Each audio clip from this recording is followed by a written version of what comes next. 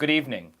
I hope you'll excuse me if I appear a trifle excited, but I've just come into possession of a review for Hitchcock. I love Alfred Hitchcock. He's one of my favorite of all times. He's one of the reasons why I love movies. Hitchcock is a reason why a lot of people love movies. The guy was a genius. Again, one of my problems with this movie, like Lincoln, is it only shows a little piece of time with Alfred Hitchcock. It doesn't show the span of his life. But it was still awesome to go see. If you're gonna have anybody do Alfred Hitchcock right now, you're probably gonna want Anthony Hopkins to be Hitchcock, and he is. I thought he played a great Hitchcock. The only problem is the makeup.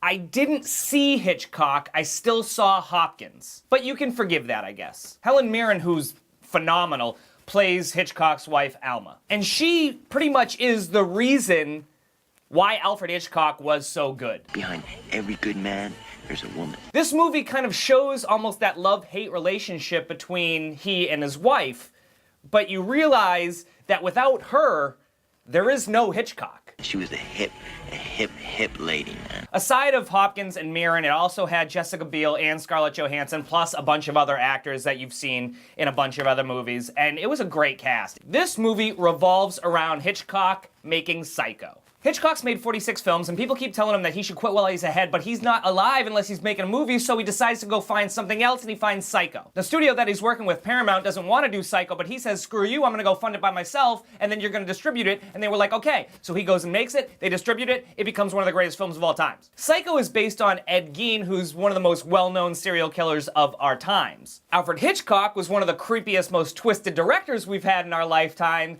and they parallel Ed Gein with Hitchcock throughout the movie using these little vignettes between the two, which is pretty rad. You have to be twisted to be able to make a movie like Psycho and make it as good as Hitchcock did. And that's what this movie does, is it shows how twisted and complex this guy was. To have killing incest transvestites in a movie in 1959, who else is gonna do that aside of Hitchcock? Nobody. And the way they set this movie up, it kind of felt like a longer version of an Alfred Hitchcock Presents episode, which I thought was pretty genius. If you love Hitchcock, you should go see this movie. If you don't love Hitchcock, you should still go see this movie. It was a really good, from start to finish time in the theater. It was fun, man. I needed a Hitchcock movie, and they delivered.